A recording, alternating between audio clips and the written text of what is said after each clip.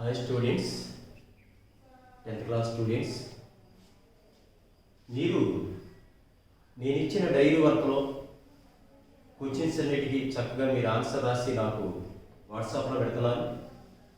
అలా పెట్టద్దు. మీరు మాత్రం రన్నింగ్ నోట్స్ రాయండి.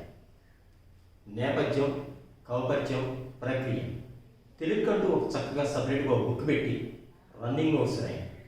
దానిలో నేపథ్యాలు, కౌపర్యాలు, ప్రక్రియలు ఉంటే చాలు. అవి వాట్సాప్లో ఒకసారి నాకు చూపించండి, రాసిన తర్వాత చూపించండి, నేను చూస్తాను. అంతే తప్ప నేను ఇచ్చిన ప్రతిరోజు డైరీ వర్క్ని మీరు రిటర్న్గా రాసి నాకు వాట్సాప్లో పెట్టాల్సిన అవసరం లేదు. మీరు క్వశ్చన్ చదవండి. నేను ఇచ్చిన డైరీ వర్క్, ప్రతిరోజు ఇచ్చిన డైరీ వర్క్ ప్రతిరోజు చక్కగా చదవండి. ప్రతి సాటర్డే మీకు ఎస్సెట్ పెడతాను. ఆ ఎస్సెట్కి మార్కులు కూడా ఇస్తాను. ఆ మార్కులు మీకే కాదు, నేను ఎంటర్ చేసుకుంటాను. ఆ మార్కులు మీరు ఈ లాక్డౌన్లో, ఇప్పుడు హాలిడేస్ మనకున్న ఈ సెలవుల్లో మీరు ఆన్లైన్ ఎగ్జామ్లో రాసిన మార్క్స్ నా దగ్గర ఉంటాయి. బాధ్యత రీఓపెనింగ్ వచ్చినప్పుడు మీ మార్కులు చూపిస్తూ ఉంటాను. వీటిలో కొన్ని స్పెల్లింగ్ మిస్టేక్స్ ఉన్నాయి. కొంతమంది కొన్ని పాయింట్స్ని కట్ చేసి రాస్తున్నారు. కొంతమంది రైటింగ్ నీట్నెస్ లేదు. కొంతమంది చాలా బాగా రాస్తున్నారు. స్పెల్లింగ్ మిస్టేక్స్ ఎక్కడ కనపడలేదు. వాళ్ళకి 10 మార్క్స్ అని, 9.5 మార్క్స్ అని అలా ఇస్తున్నాను. ఇవి అది రిటర్న్గా నా దగ్గర ఉంటే వాటి యొక్క అండర్లైన్ చేస్తున్నాను. సరే, మనకి క్లాసులో, ఈరోజు క్లాసులో 10th క్లాసులో ఫస్ట్ లెసన్లో మాతృభావంలో నేపథ్యం చెప్పాను, ప్రక్రియ చెప్పాను, కౌపరిచయం చెప్పాను. గడియారం వెంకట శేష శాస్త్రి కౌపరిచయం క్లాసులో కూడా మనం అనేకసార్లు చెప్పుకున్నాం. మీరు ఎస్సెట్ రాస్తారని చెప్పాను. అలాగే ఒకసారి నేపథ్యం చెప్పి ఈ క్వశ్చన్స్ ఎక్స్ప్లెయిన్ చేస్తాను. ఇవి మీకు డైలీ వర్క్ ఉపయోగపడతా ఉంటాయి.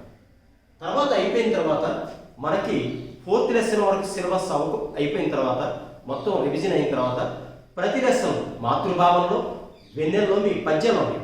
అవి రోజుకు ఒక పద్యం బోర్డు మీద రాసి కంఠస్థ పద్యం, భావం, ప్రతిపదార్థంగా రాస్తాను. అప్పుడు మీకు వస్తాయి అన్నమాట. అవి ఎట్టి పరిస్థితుల్లో వదిలిపెట్టండి. మీకు రోజుకు ఒక పద్యాన్ని ఎక్స్ప్లెయిన్ చేస్తాను ప్రతిపదార్థంగా చక్కగా. అవి మీరు చక్కగా ఇంటి దగ్గర చదువుకోండి. రీఓపెనింగ్కి వచ్చేపాటికి మాతృభావంలోను, వెన్నెల్లోనూ ఉన్న కంఠస్థ పద్యాలు మీరు చదువుకురండి. మనకి ఇచ్చిన పేపర్లో, మనకున్న టెక్స్ట్ బుక్లో కష్టమైన అవే మీకు ప్రతిపదార్థాలు, కంఠస్థ పద్యాలు, భావాలు అవే మీకు కష్టమైన.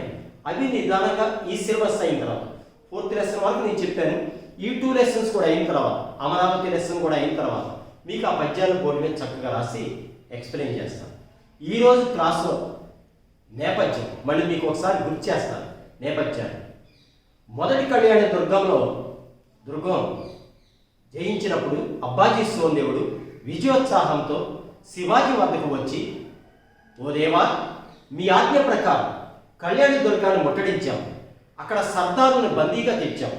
సర్వస్వాన్ని, రాణికాంత స్త్రీలను బందీగా తీసుకొచ్చామని చెప్తాడు. అప్పుడు శివాజీ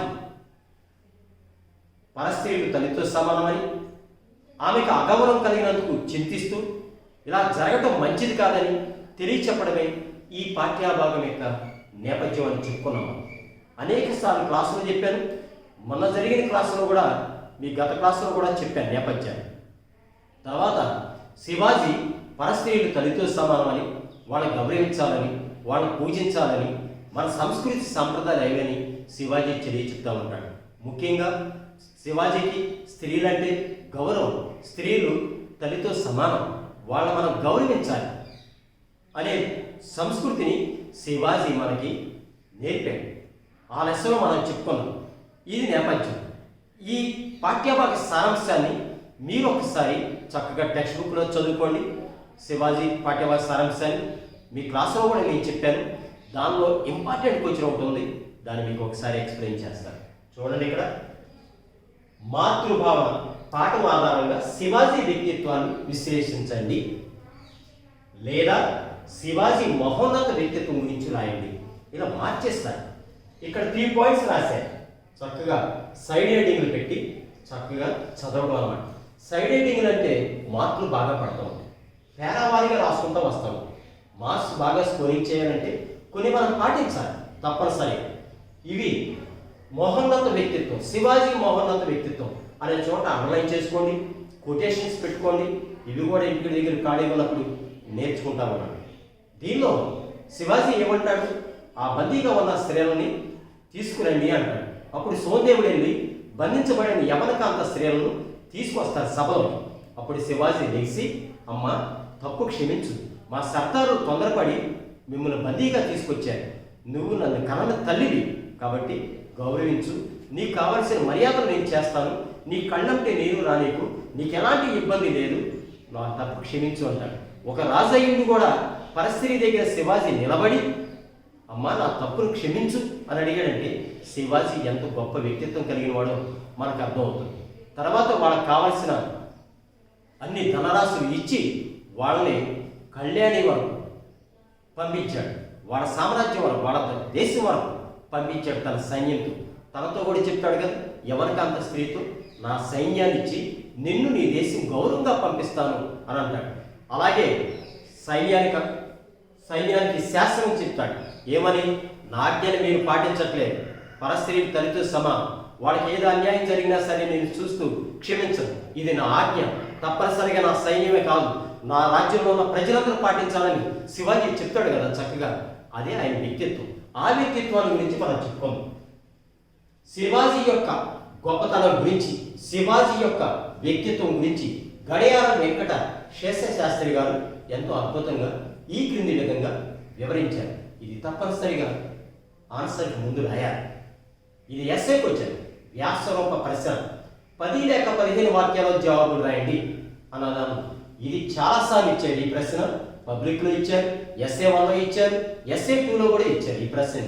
అందువల్ల తప్పనిసరిగా ప్రతి ఒక్కరు చదవాలి. దీనిలో ఎలా రాస్తారంటే శివాజీ యొక్క గొప్పతనాన్ని గడియారం వెంకట శేషశాస్త్రి గారు చక్కగా ఈ క్రింది విధంగా వివరించి చెప్పారు. సైడ్ హెడ్డింగ్: భారతీయ సంస్కృతి పరమత సహనం. శివాజీ పరమత సహనం కలిగినవాడు. హిందూ మతం అయినా సరే శివాజీ అన్ని మతాలను గౌరవించేవాడు, అన్ని మతాలను ప్రేమించేవాడు, అన్ని మతాల్లో ఉన్న ప్రజల్ని ఆరాధించేవాడు, వాళ్ళకి కావలసిన విధానాన్ని అవలంబించేవాడు. పరమత సహనం కలిగినవాడు శివాజీ. అలాగే మన సంస్కృతిని పాటించేవాడు శివాజీ. హిందూ సంస్కృతే కాదు, మిగిలిన మతాల సంస్కృతిని కూడా ఆచరించేవాడు. తాను ఆచరించడమే కాదు, తన సామ్రాజ్యంలో ఉన్న ప్రజలంతా తప్పనిసరిగా ఆచరించాలి, గౌరవ మర్యాదలతో పరమత సహనం కలిగి ఉండాలని చెప్పేవాడు. ఎవరైనా వేరే మతాల వాడు ఏదైనా శివాజీ దగ్గరకు వచ్చి అర్థించినప్పుడు శివాజీ గౌరవపూర్వకంగా పరమత సహనంతో వాళ్ళ పట్ల ప్రేమతో వాళ్ళకు కావలసిన సేవలు చేసేవాడు. భారతీయ సంస్కృతి పరమత సహనం శివాజీకి ఎంతో గొప్పది కాబట్టి చరిత్రలో శివాజీ పేరు చాలా గొప్పగా మారింది. పరస్త్రీలు కూడా కన్నతల్లి లాంటి వాళ్ళే. శివాజీ పరస్త్రీలను కన్నతల్లిగా చూసేవాడు. తన రాజ్యంలో ఉన్న ప్రజలు కూడా స్త్రీలను కన్నతల్లిగా భావించాలని శాసనం చేశాడు. ముఖ్యంగా స్త్రీలని దుర్భిక్షలాడటం కానీ, స్త్రీలను అవమానపరచడం కానీ చేయకూడదు అని చెప్పేవాడు. ప్రతి స్త్రీని కన్నతల్లిగా భావిస్తూ శివాజీ స్త్రీలకి ఒక ప్రాధాన్యత ఇచ్చాడు. శివాజీ ముఖ్యంగా ఆ రాణివాస యవనకాంత స్త్రీని సోందేవుడు బందీగా తీసుకొచ్చినప్పుడు సోందేవుడి మీద కోపగించాడు. పరస్త్రీలు కన్నతల్లితో సమానం కదా, స్త్రీలను ఎందుకు బందీలుగా తీసుకొచ్చావని శివాజీ సోందేవుడిని అడిగాడు. సోందేవుడు క్షమించమని అడిగితే సోందేవుడిని క్షమించి ఆ స్త్రీలని బంధ విముక్తులు చేసి వాళ్ళ రాజ్యాలకి కానుకలతో సహా తన సైన్యాన్నిచ్చి పంపించాడు. పరస్త్రీ పట్ల సహనం కలిగిన వాడు. పరస్త్రీ కూడా కన్నతల్లి లాంటిదే అని భావించే భావం కలిగిన వాడు శివాజీ. స్త్రీలు భారతావని కల్పలతలు అంటాడు శివాజీ. స్త్రీలు మన దేశంలో పుట్టిన కల్పలతలు. ముఖ్యంగా స్త్రీలు దేవతలతో సమానం. ఎక్కడైతే స్త్రీలు పూజింపబడతారో అక్కడ దేవతలు ప్రత్యక్షమవుతారు అని చెప్తూ ఉంటారు. సావిత్రి, అనసూయ, అలాగే సీత ఇలాంటి వాళ్ళు మన దేశానికి ఎంతో కీర్తి ప్రతిష్టలు తెచ్చిపెట్టారు. సీత, సావిత్రి, సతి, అనసూయ ఇలాంటి వాళ్ళు మన దేశానికి ఎంతో కీర్తి ప్రతిష్టలు తీసుకొచ్చి పెట్టారు. వాళ్ళ చరిత్ర తెలుసుకుంటేనే ఎంతో గొప్పది. ముఖ్యంగా భారతావని కల్పలతలు వాళ్ళే. స్త్రీలంతా వాళ్ళ అడుగుజాడలో నడిస్తే సంస్కృతి, సమాజం ఎంతో బాగుపడుతుందని శివాజీ ఉద్దేశం. అందువల్ల శివాజీ పరస్త్రీని కన్నుతల్లిగా భావించాలని చెప్పినవాడు అని ఆ ఆన్సర్ని అలా ముగించండి. ఇవి మనం జనరల్గా కూడా రాసుకోవచ్చు. ఈ 3 పాయింట్స్ భారతీయ సంస్కృతి పరమత స్థానం కలిగిన వాడు శివాజీ ఎలా కలిగాడు అనేది, పరస్త్రీ కూడా కన్నతల్లి లాంటిది అంటే యమనకాంత స్త్రీని బందీగా సోమదేవుడు తీసుకొచ్చినప్పుడు శివాజీ కోపించినప్పుడు ఆ స్త్రీని ఎలా గౌరవించి వాళ్ళ దేశాన్ని పంపించాడు అనేది ఇక్కడ రాయాలి. అలాగే స్త్రీ భారతావని కల్పలతలు అంటే సావిత్రి, సీత, అనసూయ ఇలాంటి వాళ్ళు మన దేశానికి ఎలాంటి కీర్తి ప్రతిష్టలు తెచ్చిపెట్టారో ఈ పేరాగా రాసుకోవాలి. ఈ 3 పేరాలు ఒకదానికి ఒకటి సంబంధం లేకుండా ఉన్న పేరాలు ఇవి ఒకసారి చదువుకుంటే చక్కగా వస్తాయి. ఇది ఎస్ఏ క్వశ్చన్, ఇంపార్టెంట్ క్వశ్చన్ అమ్మ, ప్రతి ఒక్కరు తప్పనిసరిగా చదవండి. అలాగే షార్ట్ క్వశ్చన్ 5 వాక్యాల్లో జవాబులు రాయండి. ఇవి ఇంపార్టెంట్ క్వశ్చన్స్. ప్రతి ఇంపార్టెంట్ క్వశ్చన్స్ అనేవన్నీ బోర్డు మీద మీకు చక్కగా ఎక్స్ప్లెయిన్ చేస్తాను. మళ్ళీ రీఓపెనింగ్కి మళ్ళీ మనం చెప్పుకుంటాం. ముందే మీరు చదువుకుని ఉన్నారనుకోండి, మీకు చాలా తేలిగ్గా ఉంటుంది సబ్జెక్ట్. వింటానికి కానీ రాయటానికి కానీ మార్కులు సంపాదించుకోవటానికి కానీ. వ్యక్తీకరణ సృజనాత్మక పేజీ నెంబర్ 51.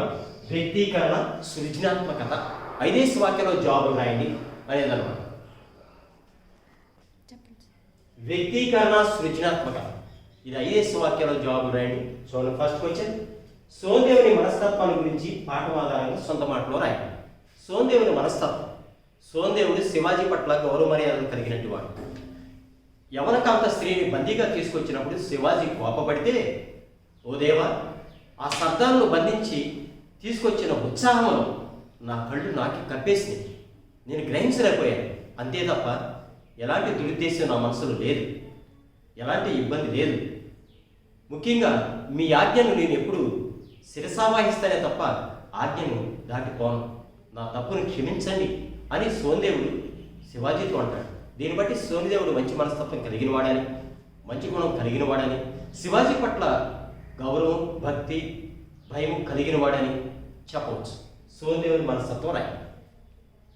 రెండోది, శివాజీ రాజయ్యుడి తన వద్దకు బందీగా తెచ్చిన యవనకాంతతో మాత తప్పు సేరింపుమి అని అన్నాడు కదా. దీని మీద మీ అభిప్రాయం ఏంటి? శివాజీ రాజయ్యుండి బానిసగా బందీగా వచ్చిన యవనకాంత స్త్రీతో ఏమంటాడు? మాత తప్పు సేరింపు, అమ్మ నా తప్పును క్షమించు అని అంటాడు. శివాజీ రాజయ్యుండి కూడా ఆ మాట ఎందుకు అన్నాడు? దాని మీద మీ అభిప్రాయం ఏంటి అని అంటాడు. యవనకాంత స్త్రీని సోమదేవుడు బందీగా తీసుకొచ్చినప్పుడు ఆమెతో శివాజీ అమ్మ తప్పును క్షమించు అని అన్నాడు. దీన్ని బట్టి శివాజీకి పరస్త్రీలు తల్లితో సమానమని, పరమత స్థానం కలిగిన వాడని, స్త్రీలను గౌరవిస్తాడని, స్త్రీల పట్ల భక్తి కలిగిన వాడని శివాజీ చెప్పవచ్చు. శివాజీ సంస్కృతి సాంప్రదాయానికి విలువిస్తాడని చెప్పవచ్చు. అందువల్ల శివాజీ రాజైనప్పటికీ ఆ పరస్త్రీని, యవనకాంత స్త్రీని అమ్మ తప్పు క్షమించు అని అన్నాడు. శివాజీ ఒక గొప్ప వ్యక్తిత్వం. మీ తోటి బాలబాలికలు మీరు ఎలా గౌరవిస్తారు? ఇది మీరు సొంతంగా రాసుకోవచ్చు.